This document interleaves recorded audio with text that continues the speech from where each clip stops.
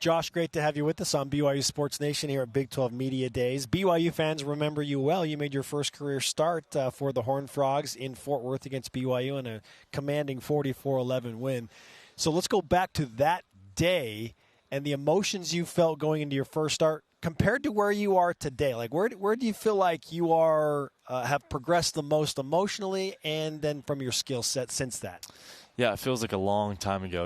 Like I remember the feeling I had from that game till the last game of the season. It felt like I'd played for 3 seasons, and so it definitely makes a big difference just getting in there and getting kind of thrown into the fire and learning. And sometimes you learn through failure, and that's the best way to learn. And so I definitely learned, had some ups and downs, and I learned a lot. So emotionally, I feel a lot more mature just, going into this season, and I feel like I've kind of been there and done it a little bit. And so when you have that confidence kind of going into it, definitely helps. And then physically wise, I feel like I've worked on some things this offseason to kind of move my game, in the right direction and just work on some things that I needed to work on. And, obviously a lot of it's just, mentally and film work and all that kind of stuff to trying to take care of the ball and put our team in a good position to win.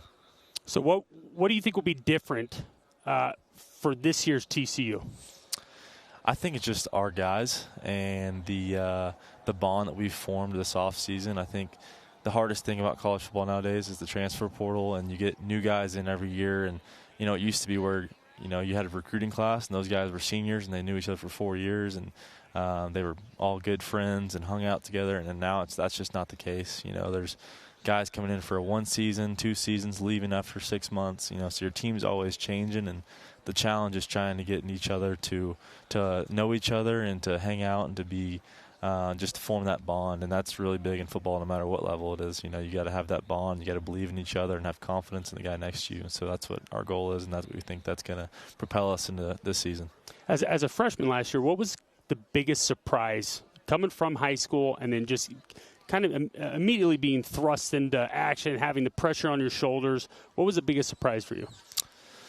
I think the biggest surprise was, just every week, it's every team that you play, they're good. Like, all these players are good. Like in high school, like there's weeks where you kind of just like show up and they may not be very good. You can play bad and still beat them by 50, right? And like in college, you have to show up every week. You have to prepare every week like you're playing the Super Bowl. And so the competition just raises, and that's a good thing, and that's what I enjoy about it. I love the competition, and I think this league is really cool because it's so competitive. And so that was a big surprise to me. Not surprise, but just something that I kind of figured out is just every week you have to bring your A game, and you have to be on top of it, and you have to execute at a high level or you're going to get beat. So. This is a TCU program that's only 2 years removed from playing in a college football playoff, winning that semifinal, and then going to a national championship game. 5-7 a season ago. Understandably, that's a disappointment. So, given the last 2 years and the up and down, how would you explain the culture surrounding TCU football right now?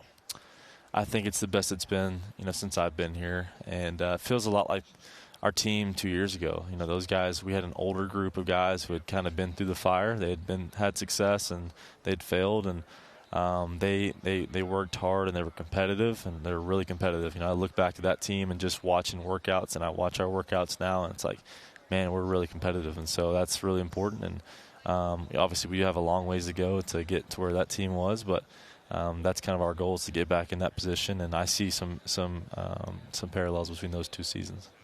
Team culture is huge. Team culture has always been huge, at least on all the teams that I've been on. What are some of the things that Coach Dykes does, especially during the offseason, to really kind of harvest that camaraderie and the culture throughout the locker room?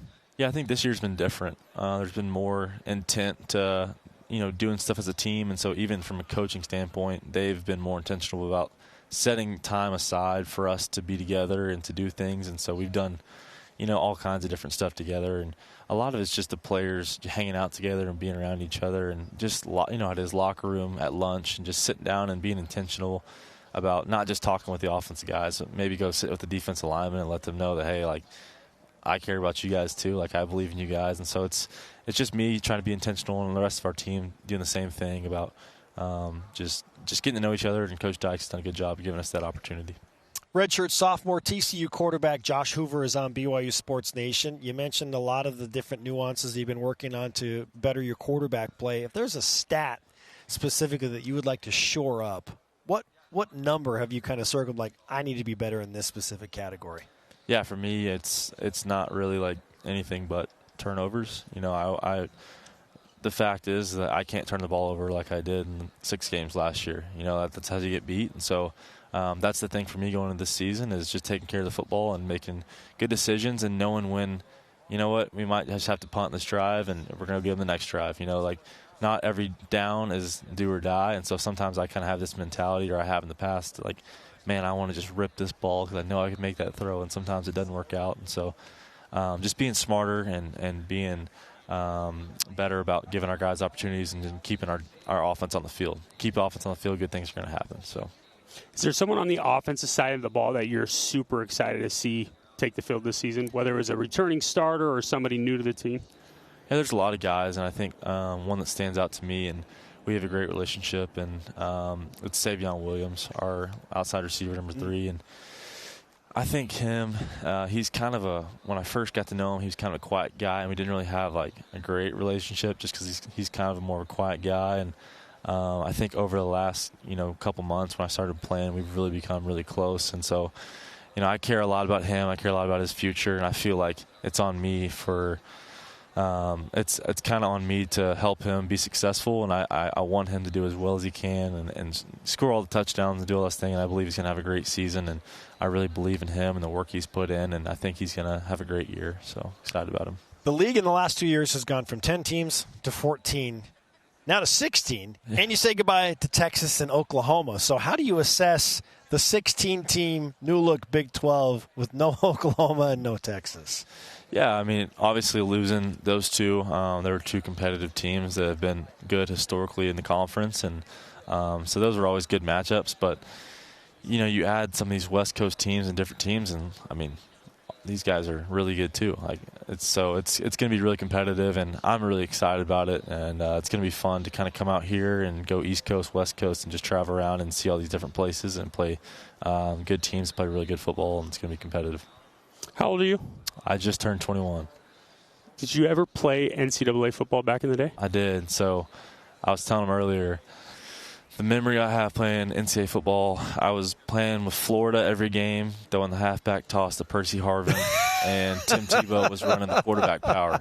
Okay. That was my offense right there. That's a great offense. I know. It's hard to beat. Yeah, you're going to score a lot of touchdowns with that offense.